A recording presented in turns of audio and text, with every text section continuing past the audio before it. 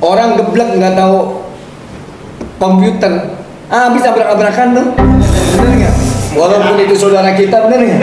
Lah pantesan nih jualan kita barang habis tapi untungnya kagak. Lah orang dikasihnya dia kagak ngerti, orang dikembaliin cuma 5.000 dibandingin sama dia 500.000.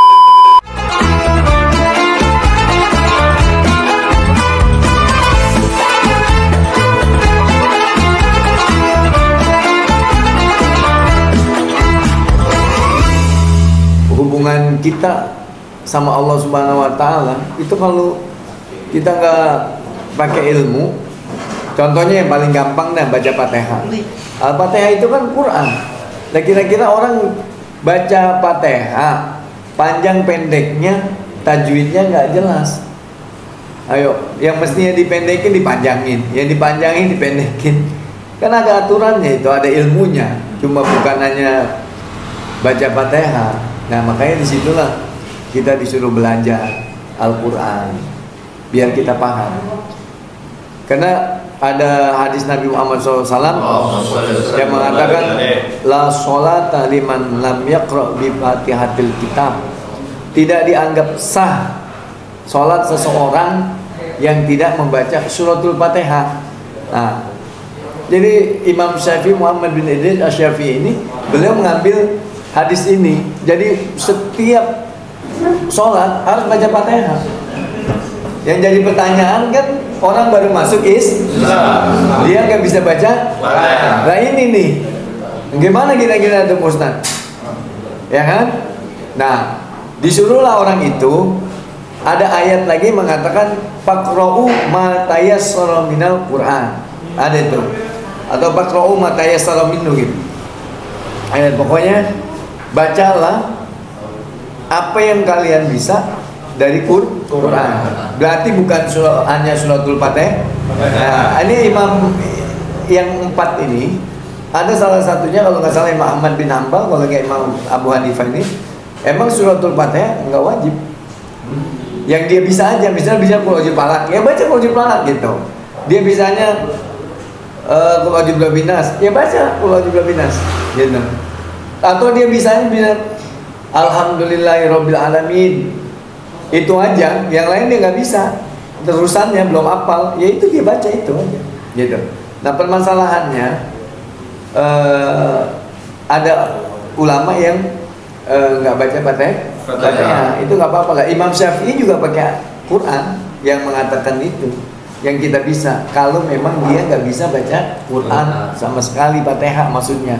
Yang dia bisa cuma baca misalnya ayat apa yang dia bisa, ayat apa yang dia bisa, misalnya misal ayat dia bisa Rabbana atina fid dunya wa fil akhirati hasanah wa qina adzabannar, atau ayat lain. Pokoknya sebisa dia daripada ayat suci Al-Quran sudah baca. Dan sama sekali nih Pak Ustadz dia kagak bisa, sama sekali dia nggak bisa. Yang dia bisa cuma Allah aja, nggak apa-apa. Dia baca Allah aja dalam sholat tuh, selama orang baca Fatihah, gitu. Orang baca Fatihah itu berapa menit misalnya setengah menit atau 1 menit, ya dia baca Allah gitu. Seandainya dia nggak bisa sama sekali berulang Quran, kalimat apa aja dia nggak bisa misalnya, gitu kan, maka disuruh diam aja selama apa? Selama kita baca suratul Fatihah misalnya, ya kan. Nah, maka dari itu orang disuruh belajar ilmu, terutama ilmu sholat. Karena begini, setelah kita mempelajari syahadat, kita disuruh belajar tentang sholat. Karena hadis yang mengatakan thalabul ilmi fardhatun ala kulli muslimin, wajib bagi seorang muslim menuntut ilmu. Itu wajibnya ilmu. Misalnya kita mau haji, maka kita wajib menuntut ilmu tentang haji. Kayak kita nih mau puasa, tentang puasa harus kita pelajari, wajib hukumnya.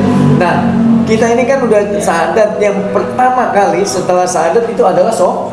Maka kita wajib menuntut ilmu tentang sholat. Makanya jangan diremehkan itu.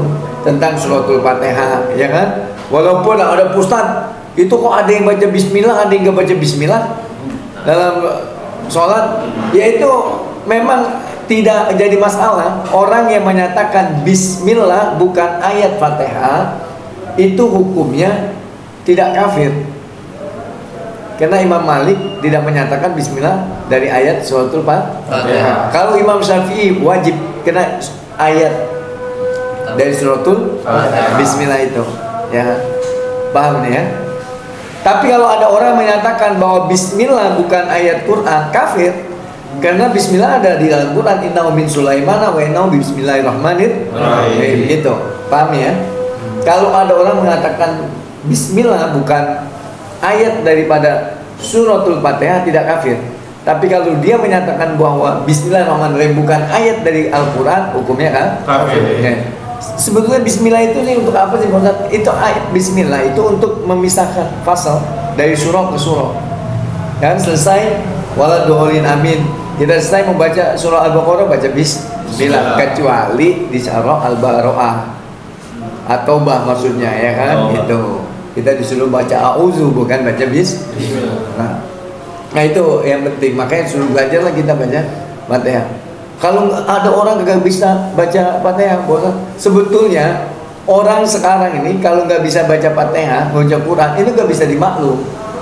Kadang-kadang maklum lah dia orang nggak bisa baca Quran. Nah ini kalimat maklum ini, kalau orang hidup di hutan, nggak ada ustadz, nggak ada kiai, baru dimaklum. Lah ini ustadz setiap RT ada, setiap RW ada, di pojokan ada. Dia nggak bisa baca Fatihah, bukan dimaklumin, bener nggak? Kalau di hutan nggak ada orang alim, dia nggak bisa, baru maklum. Nah ini setiap RT ponakannya ustadz, dia nggak bisa baca Quran kan? Belum dapat ya. Nggak bisa dimaklum, bahasanya kayak begitu. Emang susah bang orang belajar. Orang nggak ada yang ngomong jim aja nggak bisa dia. Jim. Ya. Bener nggak? Oke, ini diunjukin tonjokan nih. Lu ngomong jim lagi nih. Akhirnya nih, jim baru bisa nih. Lah ada lagi murid tunduk banget sama gurunya bindeng. Gurunya bindeng. Kata gurunya kan bindeng, dia kagak, dia ngikutin gurunya. Kata gurunya Halid, udah dia ngikut Halid. Ya kan? Gurunya ngomong Halid, dia ngikut lagi Halid. Sampai 3 kali itu gurunya saking keselnya, gurunya ngomong Halid